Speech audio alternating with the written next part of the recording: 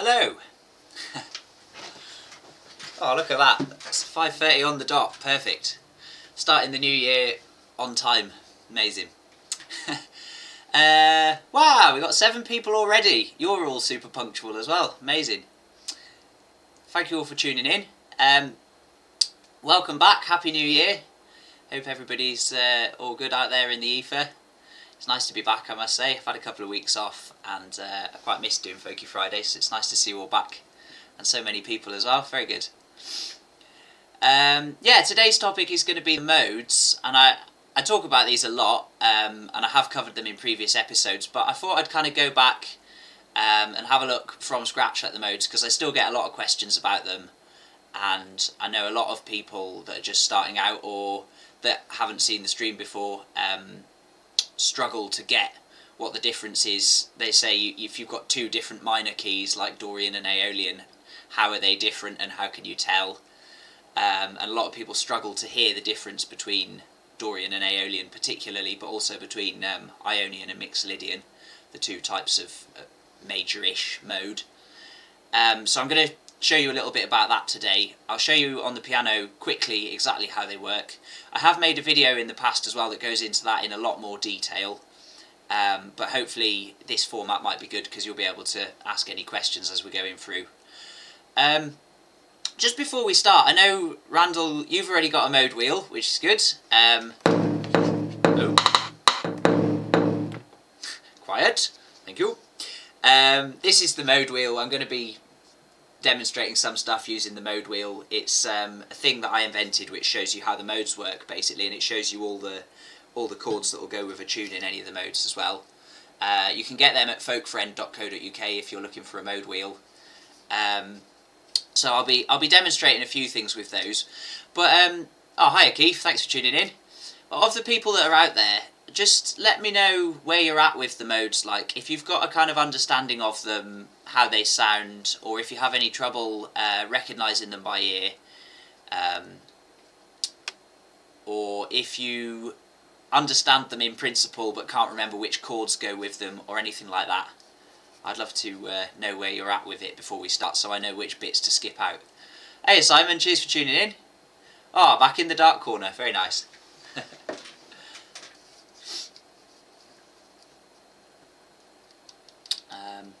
So yeah, if you could give me a kind of idea, well, I know that Simon, you know what I'm talking about, but anyone else who's watching at the moment, if you could give me an idea of where you're at with the modes, if you know what they are, or if you're aware of them, or if I said like D Mixolydian, would you know what chords go with it?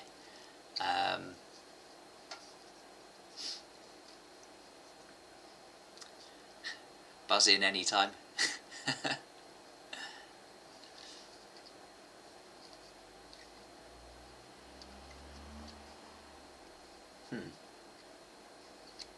Hi Yvonne, cheers for tuning in, Happy New Year.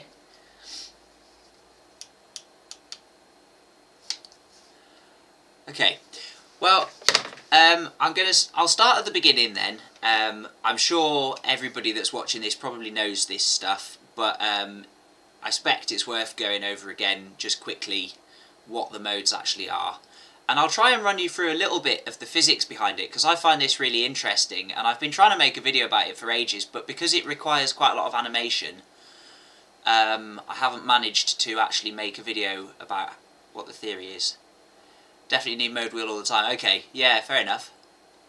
There's a printout in my songbook that has a chart with the various modes and chords. Oh, that's interesting. Useful, handy little thing.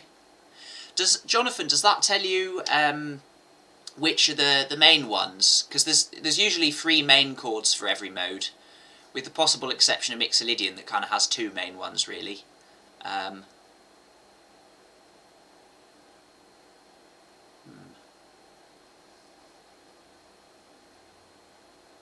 Okay, we'll find out on that one in a minute once the lag connects us together. Yeah, in the meantime then,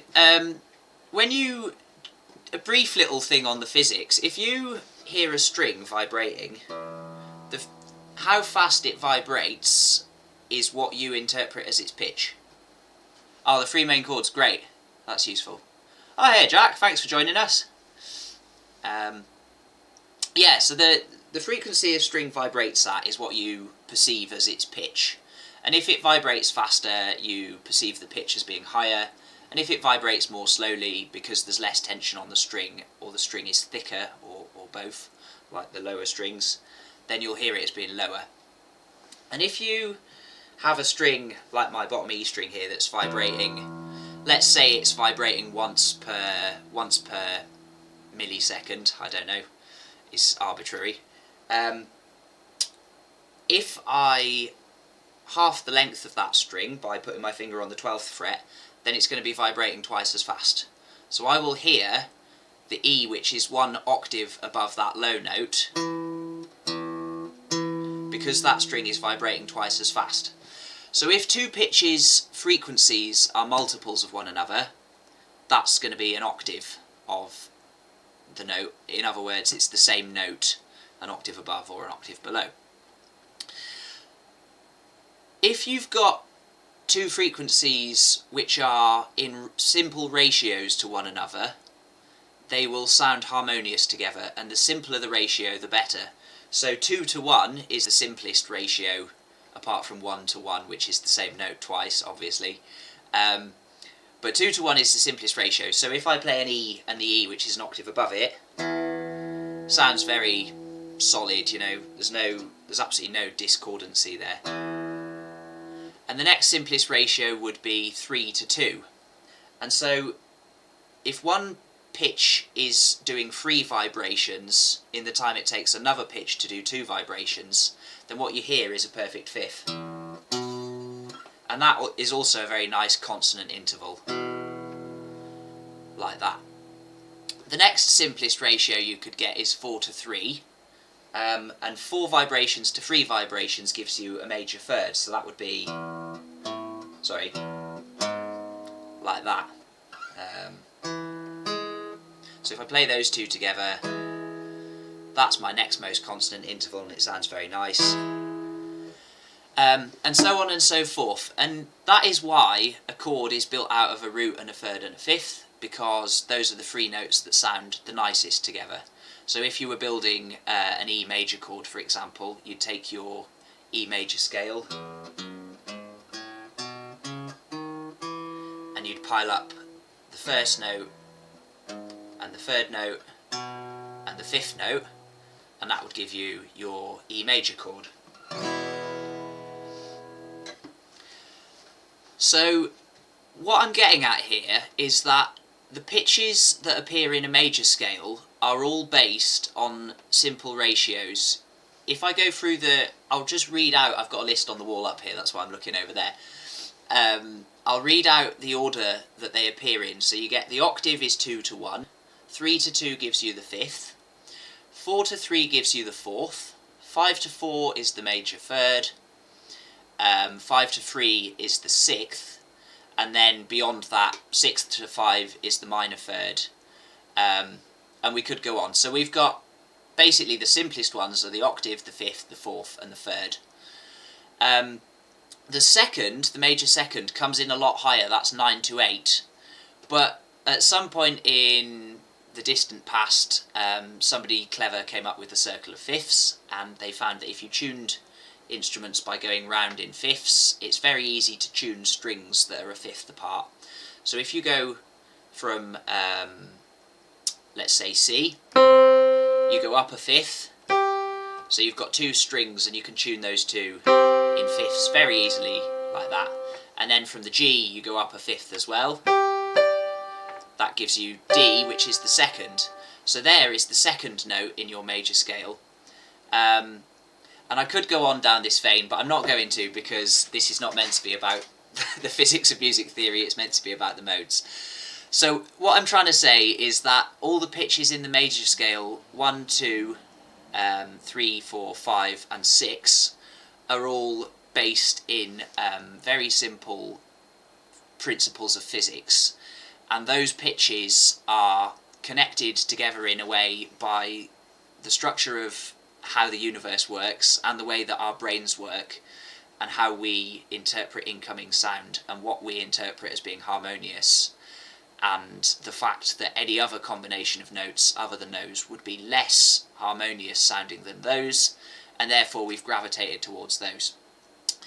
The major seventh is the least natural of the intervals in a major scale. I'm not going to go into how that comes into it, but it's the major seventh is kind of part of the same principle, but it's the least stable of all the intervals. So if I play a C, if I play it with the third or the fifth, very stable. If I play it with the seventh, not that nice. And that is going to come up later on when we get on to harmony. So the basic takeaway from all this is that physics and physiology kind of define that the major scale works, and that the major scale is hardwired into our brains. The seventh note potentially, arguably not so much. So at some point in kind of prehistory, I suppose. I mean, there's evidence as far back as, I believe it's about 3,300 BC. There is evidence of instruments being tuned to, or depending which person's interpretation you believe, but I believe Richard Dumbrell, who says that there's evidence of instruments being tuned to modes that we still use today. I imagine, given that I'm convinced that it's based in physics, that it probably goes back further than that. But anyway, I'm not a historian or a musicologist, so don't quote me on any of this. But certainly it goes back a long way. But at some point people invented, I imagine wind instruments were probably the first ones, and they played the notes of a major scale. And so if you had an instrument that played the notes of a major scale, or potentially a string instrument like a lyre or a kitara, you know, they're the kind of ancient Greek example of this. If you had the notes of a major scale, some clever person at some point might have said to themselves, what happens if I take that set of intervals and I start and finish not from the first note, but I start and finish from the second note instead? What would I get? And they came up with this. Something like that. So when your ear hears a tune or a scale, it interprets the music and feels in response to the music on the basis of what the root note is. And the root note is the first note in the scale. And if you're listening to a folk tune, it's the note, usually it's the last note of the tune. Fairly often it's the first note as well, and probably it's going to be the most common note in the tune. But your ear interprets all the notes that it hears in relation to that note. So if it hears, if I start from D and I hear an F, my ear interprets that F as being sad because it's a minor third above the root note. But if I'd started from C, my ear would interpret that as being a fourth and kind of majory. So it all depends what your root note is, how your ear interprets stuff. So if I play the same set of notes, the notes of a C major scale, except that now I start and finish from D,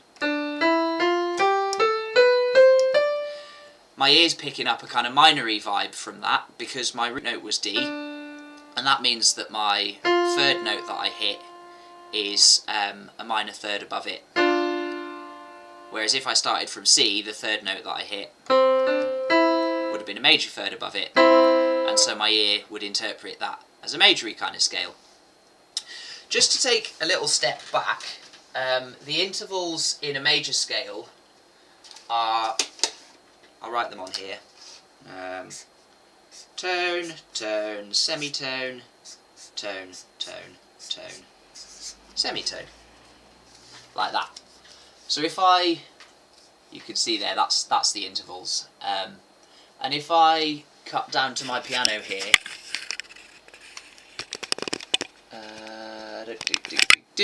hopefully you can see the piano at that angle. Let me just double check that you can. Yeah, all good.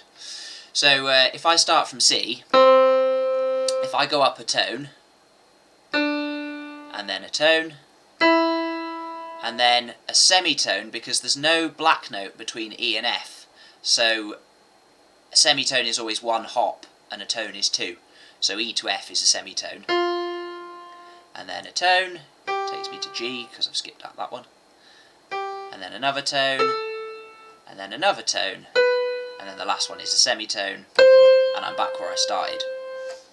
So that's my pattern of intervals that makes a major scale. And no matter what note I start from, so long as I make that pattern of intervals, I'll still hear it as a major scale. It'll be the scale of whatever note I started on, major. If I start from D then,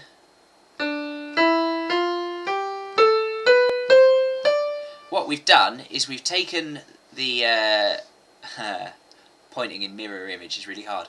We've taken the tone from the start that would have been the gap from C up to D, and we've got rid of it from there, and we've moved it so it's at the end instead. So now we've done tone, semitone, tone, tone, tone, semitone, and a tone at the end to get back to D.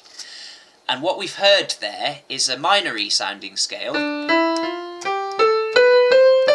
but it's got a kind of optimistic edge to it, and I'll come back to why that is in a minute. So that is the second mode that's used in folk music, and it's called the Dorian Mode. I like to think of it as the optimistic minor mode, because there's another minor mode that we'll get to in a minute, which is a darker version, and that's the pessimistic minor.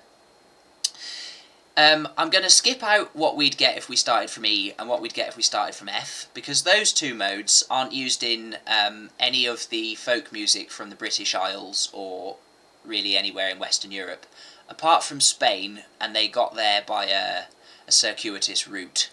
But I'm going to gloss over that, and we're just going to ignore them. So forget about Phrygian, forget about Lydian. The next mode that is used in Celtic music is if I take the notes of a major scale and I start from the fifth note and play all the way through. So in this case, if I play the notes of a C major scale and I start from the fifth note of C, 1, 2, 3, 4, 5, so I'm starting from G, and then I go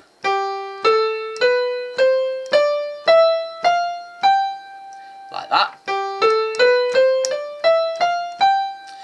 What you're hearing there is, so I'm starting from, so my root note would be there, then I'd go up a tone, that would be the second, I'd go up another tone, that would be the third, go up a semitone, that would be the fourth, go up a tone, that would be the fifth.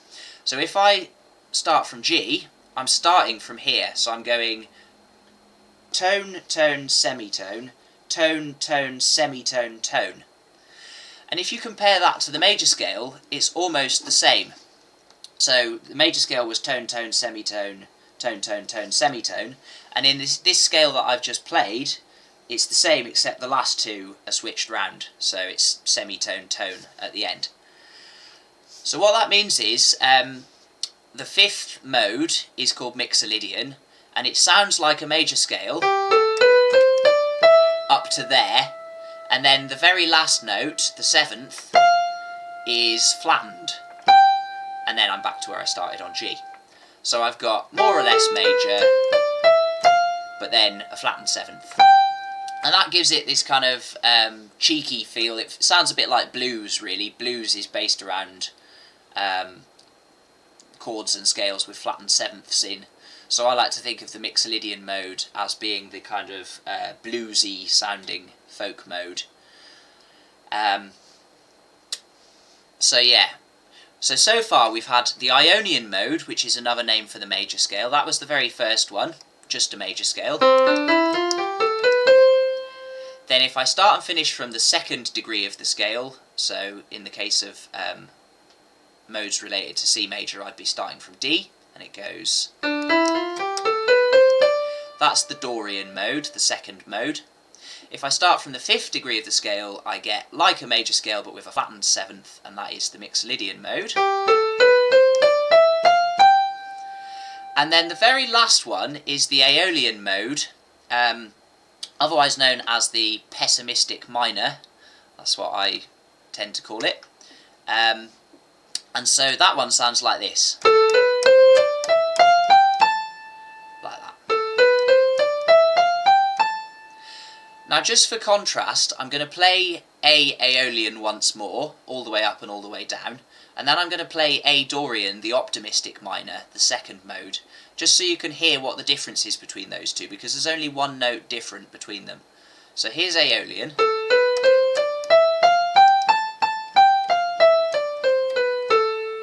And here's Dorian.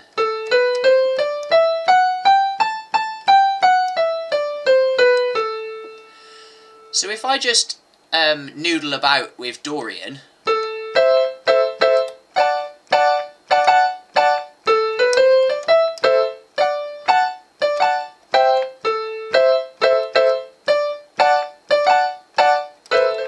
you can hear Dorian's got this kind of more optimistic feel to it, whereas Aeolian, the sixth mode,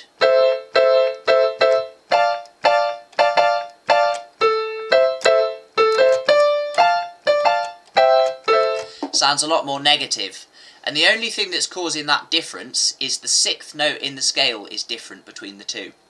So if I play Dorian, you can see my sixth note there is an F sharp. And if I play Aeolian, that sixth note has been flattened by a semitone.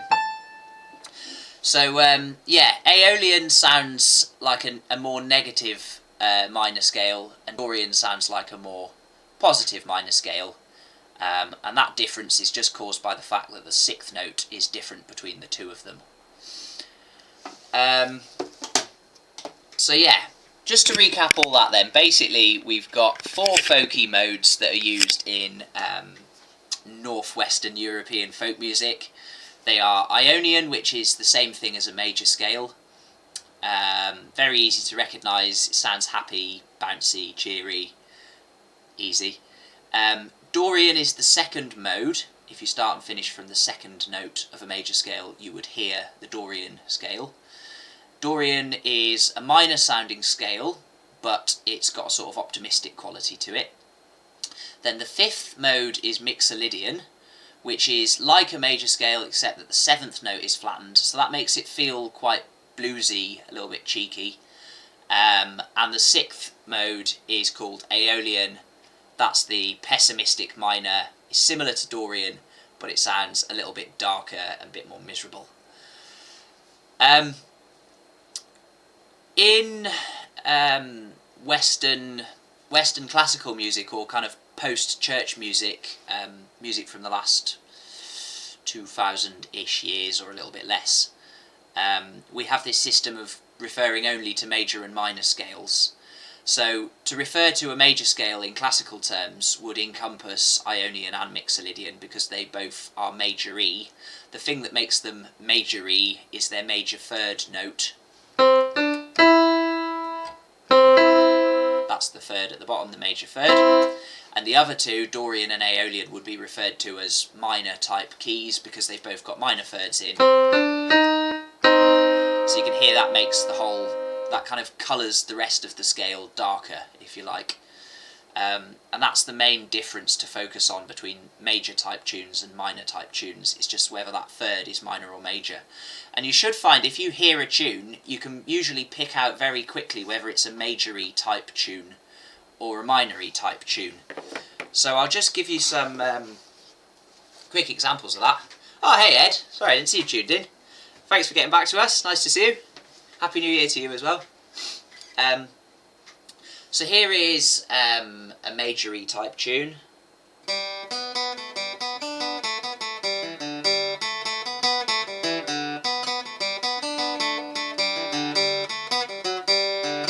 So you can hear there at the very beginning,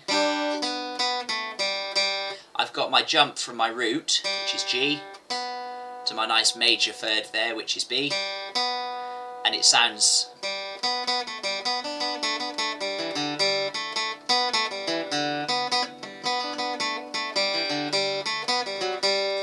very happy, it's all bright and nice, and that is mainly because my major third is there, and that is in the Ionian mode, which is the major scale. I'll contrast that to a minor-y sounding one. Let's have a tune in the Dorian mode.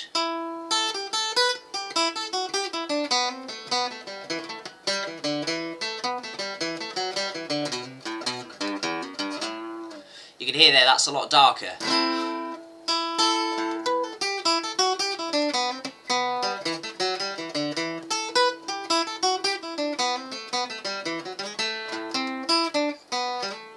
Something like that. So it's pretty easy to pick up, just from the feel of them, whether they've got a major third or a minor third. In that one, I'll show you where the third was in it.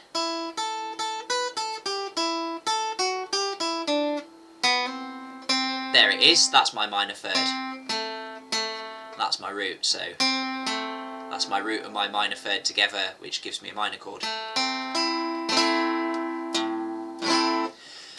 You should probably, I'm sure you'll find if you listen to a tune, you can pick up whether it's dark or light pretty quickly.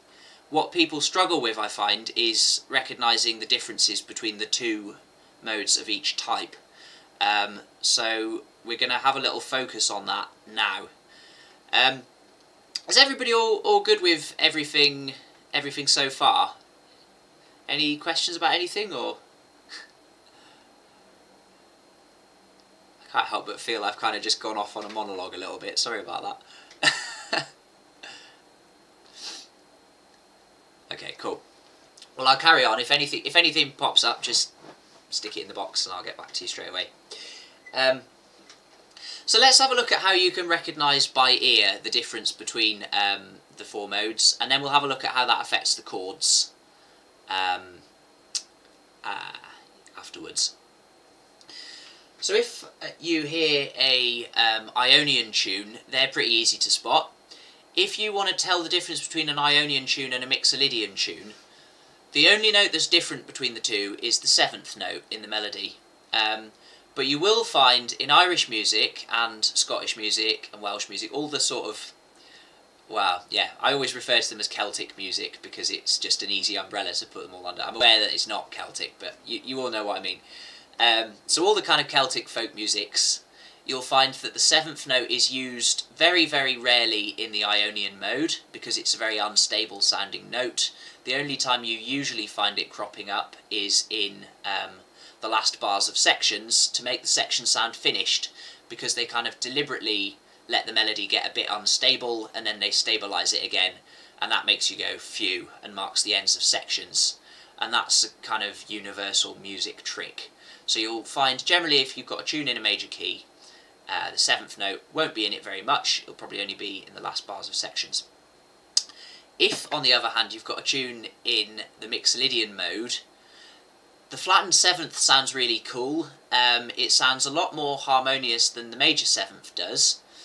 And you'll find it crops up in the tune a lot because it's what gives the tune its kind of cool Mixolydian flavour.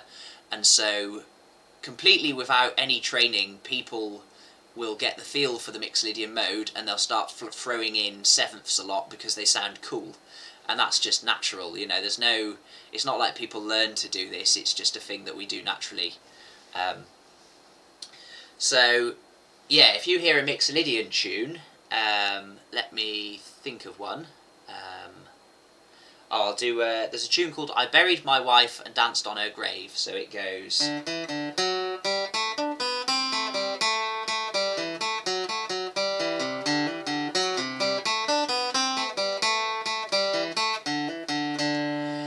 That one is Mixolydian, and the way you can tell, that long note there is the flattened 7th. If it was Ionian, it would be like that.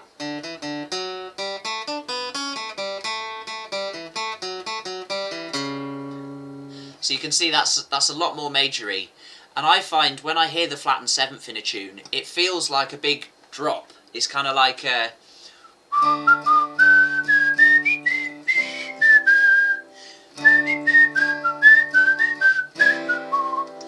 It kind of feels like it's gone down a level, ka-chunk, you know?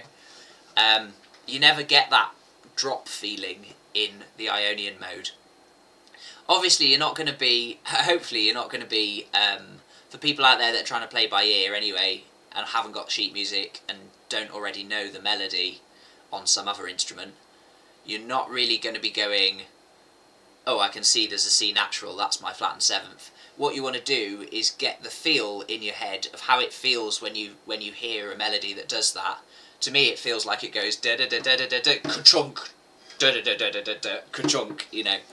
But ideally, you'll try and get the feel for those kinds of things. And I'll be showing you a few ways in a minute that you can practice that as well.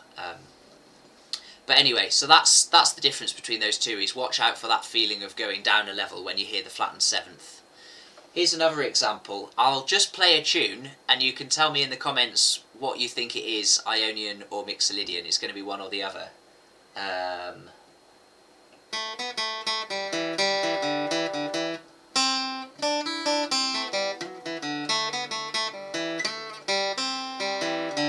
If I can remember how it goes.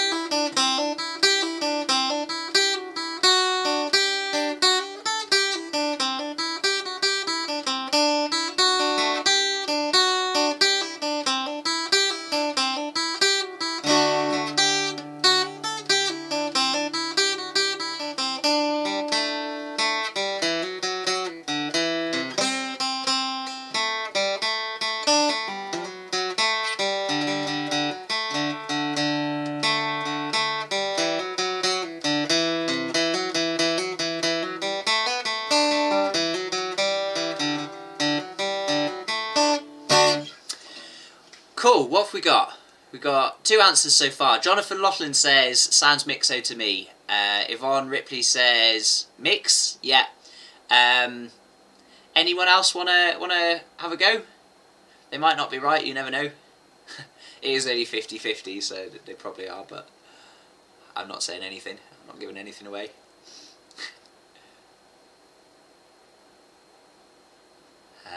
Yeah, no, you're both right. It is Mixolydian. Yeah, it's Mixolydian because it's got that. There's my D chord, that's my root note, and it's got that cheeky seventh note in it.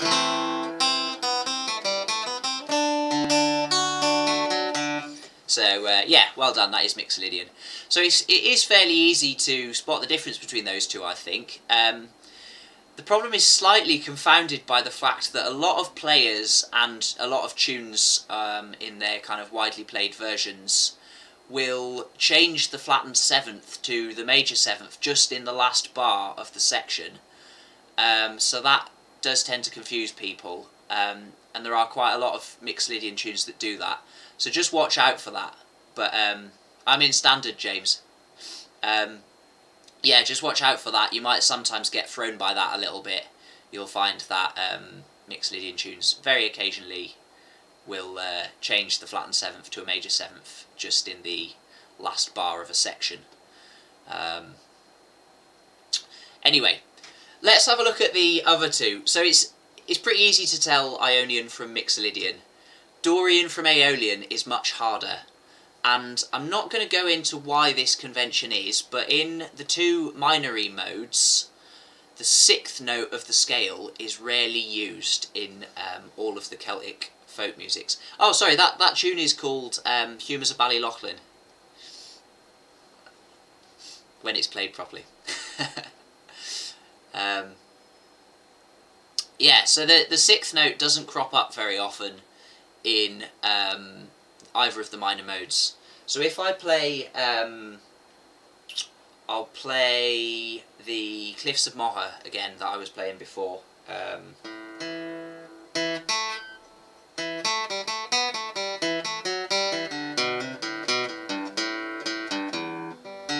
Something like that. So in that little phrase that I just played, there's my sixth.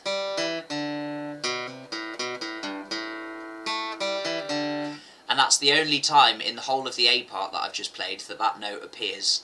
So the sixth is not a common note in either of the minor keys. And that's actually good news for guitarists, because if you can't hear whether it's Dorian or Aeolian, you can play either and probably get away with it, because the only time you'd notice it clashing would be if the sixth were there. And you'll probably find as the tune runs through, you'll be the first person that notices the sixth. Well, people that know the tune will notice that you're playing the wrong chords, but people that don't and aren't specifically listening for the sixth note will not, so you'll get away with it. Yeah, it's a great tune. I assume you mean Cliffs of Moher, which is an absolute banger of a tune. Yeah, no, it's great.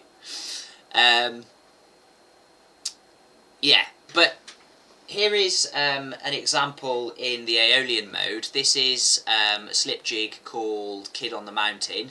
It goes...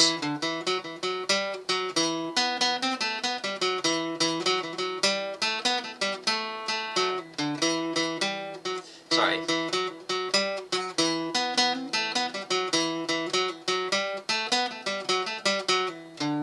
Something like that. And again,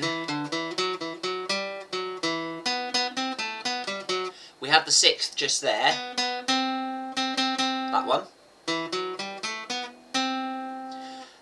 That is my flattened sixth, which tells me it's Aeolian and not Dorian. If it were Dorian, it would go...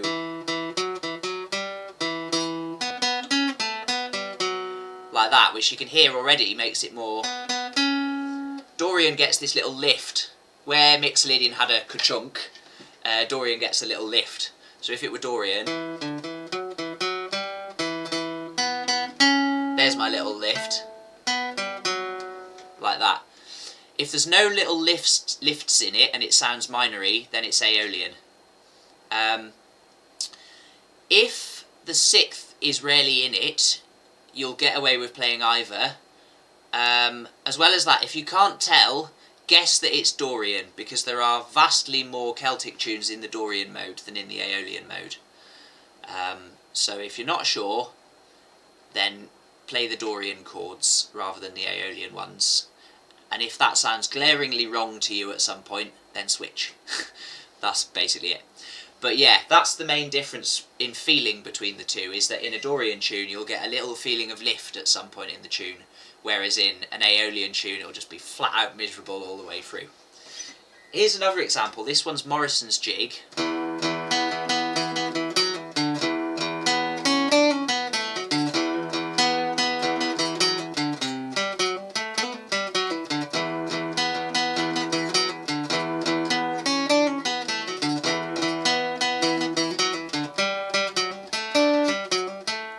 So in that one,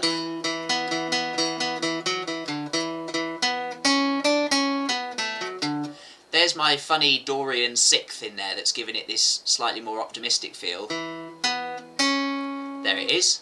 So there's a kind of optimistic feeling to that little section. Although it's kind of fleeting in that tune.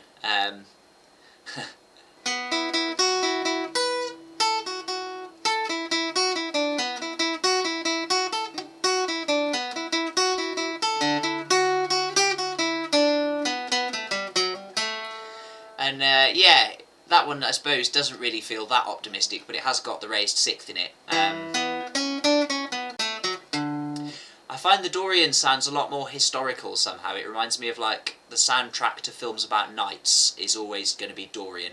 If you ever watch like Vikings or any of these programmes about the Celts or anything like that, the sort of stereotypical thing that soundtrack editors do is use the Dorian mode for anything that's meant to be vaguely medievally or kind of historical.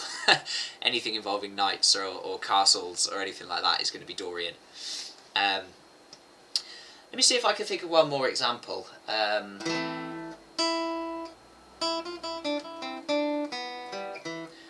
not really Celtic, is it?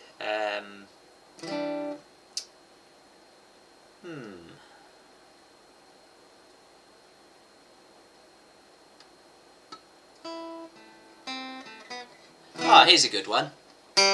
This is a slip jig called the Butterfly. Pop up on the chat and tell me if you think this one is Aeolian or Dorian. And I know some of you have got the play-alongs, and if you have got the play-alongs, then you already know which one it is. So don't pop up on the chat if you already know. So,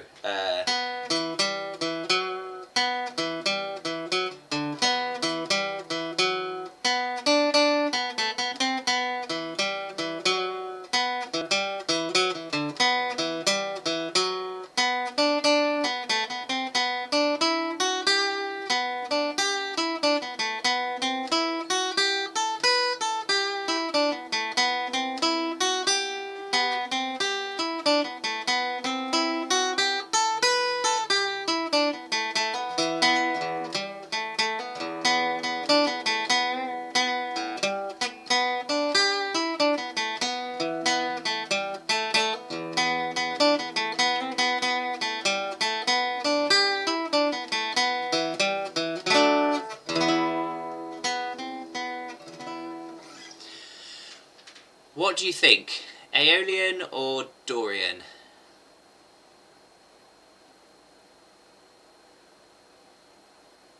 Did it feel like it had an optimistic lift in it now and again, or was it just flat out dark and miserable all the way through? Any takers on that one?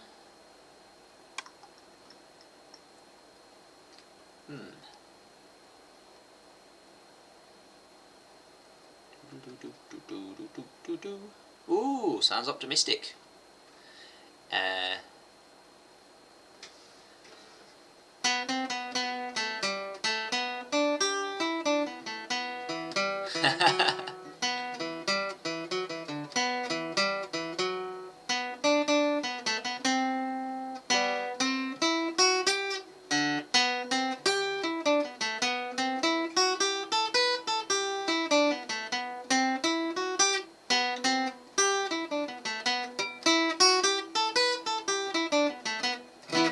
Yeah, it is Aeolian. Yeah, it's Aeolian, and the reason it's Aeolian is because if I play through my like an E minor scale starting from up here, that's my flattened sixth.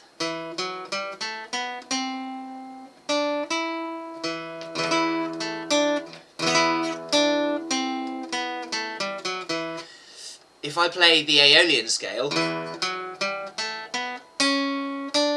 there's my little ooh. It's kind of like when you're when you're in the sea, you know, you're like swimming along. It's cold, it's cold, it's cold, it's cold, it's cold. Ooh, there's a nice warm bit. Oh, it's cold, it's cold, it's cold. You know, if you don't get that ooh feeling, then it's not Dorian. So yeah, no, that one is in E Aeolian. Cool. Right, let's move on a little bit. I just want to talk a little bit about what chords go with each of the modes. I won't run over why too much, but if you are interested in exactly why these chords go with these modes, you can have a look at my video on folkfriend.co.uk. If you go on the videos page, there's a music theory section, and there's actually two videos in there called Complete Guide to Celtic Music Theory Part 1 and Part 2, I think, or some such original name like that. And those show you all the in-depth stuff on the piano behind why certain chords go together. But if you're in a major key, there is a pattern of chords which go together. And so I'll show you it with C major to begin with, because that's the example key we've been talking about. And the pattern is the same for any major key, and that is what the mode wheel is designed to demonstrate. I'll just turn the light that way a bit, because it's a bit bright at the moment, isn't it? I tilt it that way, there we go. So yeah, if we're in the mode of C Ionian, which is the same thing as saying we're in the key of C major, that means that our melody's only got the notes of a C scale in it, and that means that we can also only build 7 chords, one for each note of the scale. And because we're only allowed to use the notes that are in the scale, we're always going to end up with the same formula for the order of chords that are available in a key. And that formula in a major key is always chord 1 is major, chord 2 is minor, chord 3 over there is minor, chord 4, if I spin it that way a bit you'll be able to see it, chord 4 is major, that's that one, chord 5 is major as well, chord 6 is minor, and chord 7, for reasons I'm not going to bother going into, is a diminished chord. Diminished chords sound horrible, nobody uses them, just ignore chord 7, is rubbish. So basically you've got 3 chords of each type available to you. You've got 3 major ones, 3 minor ones. So to put that another way, whatever key you're in, your main chords, if you're in a major key, will be 1, 4 and 5, and they're all going to be major chords. And then the other options would be 2, 3 and 6, and they're all minor chords. So if I take C major, 1 is C, C, D, E, F is 4, G is 5, and those are going to be my 3 main chords, C, F, and G. If we're talking about the other modes, where in C major we had all the white notes on the piano, C, D, E, F, G, A, B, C. If we're talking about the second mode, which is the Dorian mode, our optimistic sounding minor scale, then we're going to have those same set of notes, and that means that we're going to have the same set of chords. But because the ear interprets the emotional content of the tune dependent on what the root note was, and that means that the tune is likely to end on D, it's going to have a lot of D in it, and that means it's going to want the D chord that's available to us under the bulk of it. And that is going to mean that our main chord in a tune in D Dorian will not be C major as it was before, but now it'll be D minor instead. So if you were playing along with a tune in the key of D Dorian, your main chord, chord 1, will be D minor.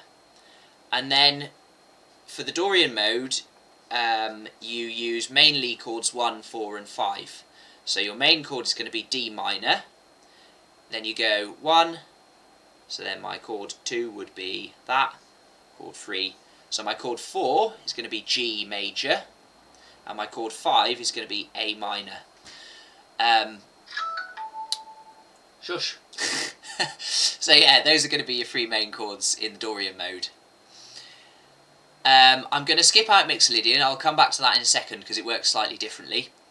Let's go forward to the Aeolian mode, which has got the same ones. So Aeolian had the same scale notes in it as C major did. And so the main chords there are going to be 1 is going to be A minor, then 4 is going to be D minor, there, and 5 is going to be E minor. And you can always break a tune down. You never have to use more than 2 or 3 chords to back a tune if you don't want to. It's always possible to do it with 3 chords, and that's why I suggest you start out with working out by ear what mode it's in, or ask somebody if you're playing with other musicians, you know, and then work out what those main chords are and try and chunk along with those. And I've done loads of videos about how you go about doing that. There's a simple framework with chord 5 at the ends of sections that you can apply, and then you only have to listen for where chords 1 and 4 go, and that makes your life quite easy.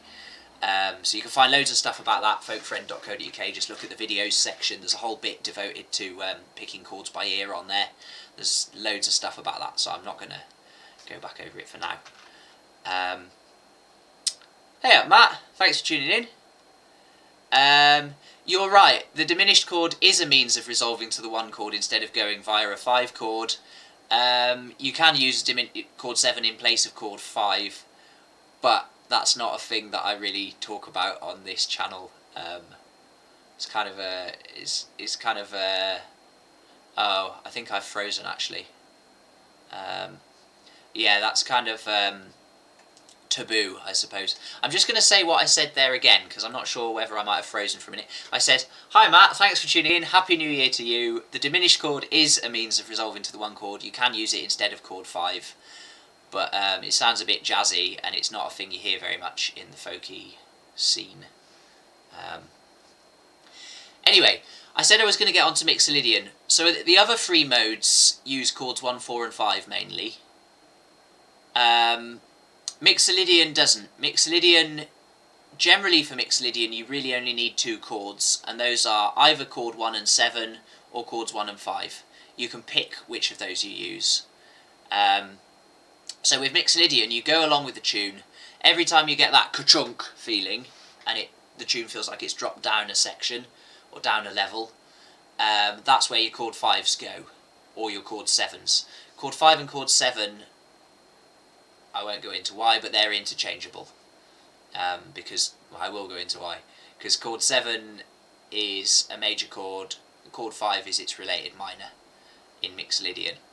So you can use, if you're in D Mixolydian for example, you could use A minor, or you could use C, because those two are related to one another, so you can use either.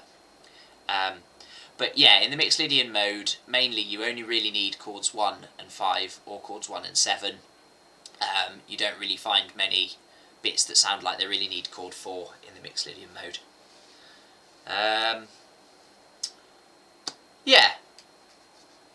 So, the kind of key takeaway from this, and I really hope I'm not freezing and unfreezing, the kind of key takeaway from this is that if you can find a useful way to memorise the main 3 chords in the 3 folky major keys, that is the best starting point for learning the music theory.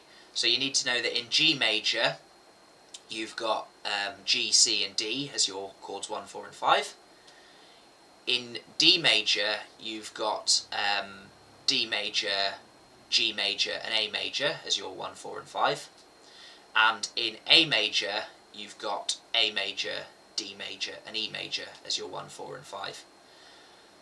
That is the 3 main folky major keys dealt with, and then you just go through the scale and you can work out from there what the 2, 3 and 6s, the minor chords are.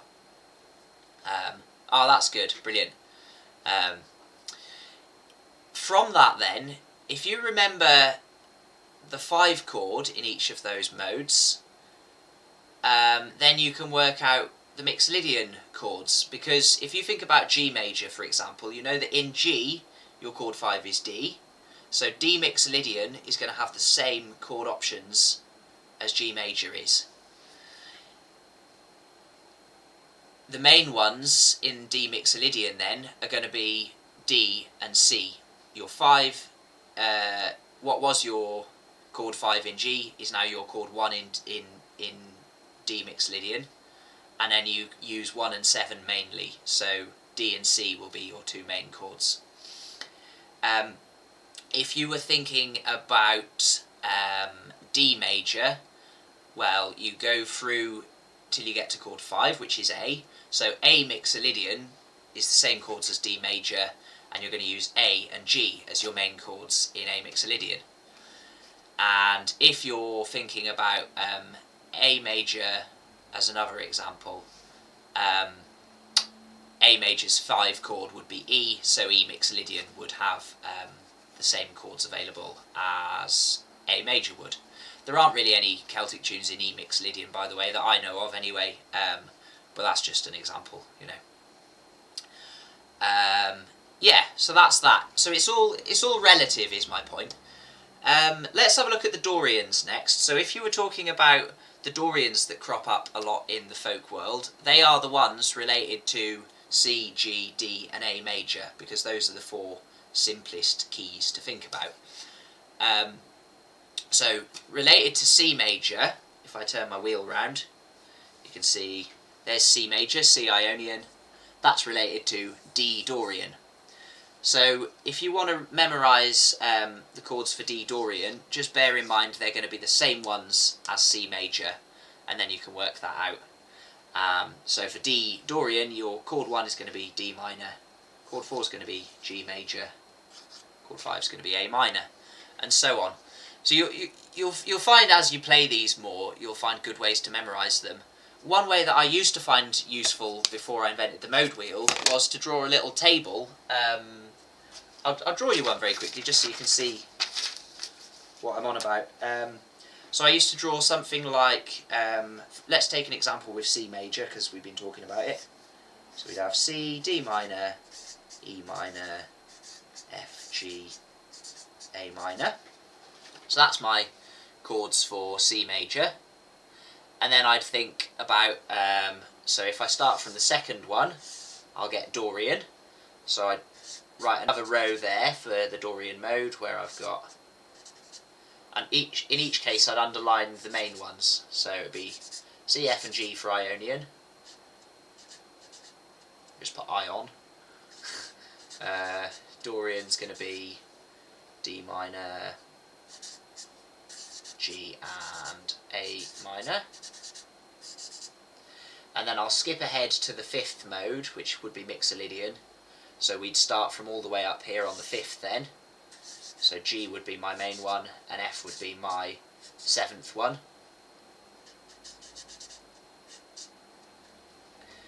And Aeolian would be something like this. So we'd be starting on A minor, and our main chords would be A minor, and chord 4 would be D minor, chord 5 would be E minor, something like that. So you might find some sort of little table like that helpful when you're trying to memorise these, or you might just find that you can pick by ear, or you might find that it's much easier to buy a mode wheel, which is my what I'm actually getting to. Is these are quite helpful if you haven't got one already. They tell you all of this stuff, and all you have to do is turn your little windows to the relevant key, and it will tell you what all the main chords are, and you can work it out from that. So yeah, the very last thing to take away is that in the Ionian mode you mainly use 1, 4 and 5. In the Dorian mode you mainly use 1, 4 and 5. In the Aeolian mode you mainly use 1, 4 and 5, but in the Mixolydian mode you mainly use just 1 and 5 or 1 and 7. David, is chord 4 in Dorian always major? Yes, absolutely it is. Yeah. That's kind of that's a big part of what gives it its optimistic feel. Oh, thank you, Keith, for the testimonial. There you are, look, people. Keith says it's much easier with a mode wheel. So folkfriend.co.uk, have a look at that. Oh, I haven't told you about it, have I? Sorry, I should have done that at the beginning. There's a brand new Folkfriend website out, which launched just before Christmas. For the next week only as well, there's a series of 21 play-along videos. If you've seen the other videos on my channel that are play-along videos, they play a tune slowly, and they show you on the screen, like karaoke style, what chords go with it. If you sign up to be a Folkfriend member, which is £15 at the moment, it's only going to be like that for the next week, and then it's going back to the normal price, which is 20 quid. But if you sign up to be a Folkfriend member, you get 21 play-alongs that you can watch, which no one else can see, and it has an explanation in a lot of detail for why the simple chords are how they are, and then how I put the substitutions in, and then it shows you chord diagrams for all of those, and it shows you some really advanced jazzy chords you can use as well, with tips on how you can throw those in other places. So hopefully that'll be a really helpful resource for kind of interpreting tunes and coming up with more interesting chord voicings that you can have a play about with. And I've tried to give as many different possible variations on those, and I've also tried to use ones together which are easy to play together rather than just jumping about all over the neck, you know. Oh, thanks, Brian. I'm glad you're enjoying it. Oh, Brian, has your parcel arrived yet, by the way? Well, we'll find out on that one in a minute. But yeah, so that's basically all I wanted to say today. Go and check out the brand new website. I'd love to hear any feedback you've got on it. I know there's a few little features that are still I'm still polishing up a little bit. But yeah, go and have a look at the members page if you'd like to have a go at the play-alongs as well. It's only 15 quid and there's absolutely loads of chords and explanations of the theory and stuff on there. And loads of tunes played really slowly and then faster again for you to play along with and have a go at as well. So yeah, I hope this has been helpful to everybody. Have you been on a marketing course? No, I have not. Well, I have in the past, to be fair. I've done online marketing courses with you know, like little business startup things. Ah, I see. Okay, cool. Oh well, have a very happy birthday anyway, and hopefully it should be there by now, I think. Unless there's still a backlog with the post office. I don't know what the times are like at the moment after Christmas and everything, but yeah. Do I carry any tenor guitars? Not at the moment, Sean, I'm afraid. I haven't got any tenors. I can keep an eye out for you if that's something you're looking for specifically. I'm always keeping an eye on all the sort of Facebook Marketplace and Gumtree and everything like that. So if I see any tenors for sale, I can let you know, certainly. You're on the mailing list, aren't you? So I've got your email somewhere. So I'll keep an eye out and I'll let you know if we get any in. But not at the moment, I'm afraid. Yeah, sorry about that. Got loads of ukuleles, a couple of acoustics, quite a lot of electrics, a few other things. And we've also got guitar lalies, which are like little mini guitars that go up to a high A string. So they've got like, they go from A to A rather than E to E. So they're quite cool, and they're about that big, so you can still play them with normal sized hands, but they're a bit more portable than a normal guitar. But no tenor guitars, I'm afraid, at the moment. Nice one. Oh, thank you, Yvonne. Thank you, Brian. The ski hat isn't good marketing for personal lessons. Yeah. Oh, I like my hat though.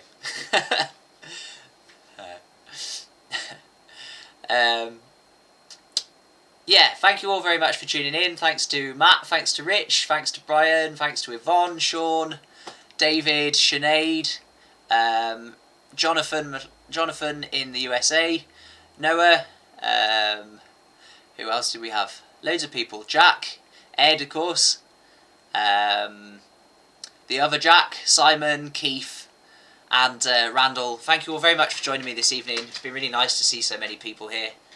And tell your friends, I'll be back next Friday. If anyone's got any suggestions for topics, drop me a message through the Folk Friend website or email me. Also, if anyone's sick of receiving Folk Friend emails, by the way, please do just message me the word unsubscribe. There's no need for any expletives to our several friends who've sent delightfully worded emails over the last week. It seemed a bit strong to me, but there we go. Yeah, so yeah, if you have any suggestions, drop me an email or get on the Folk Friend website, and hopefully I'll see you all again next week.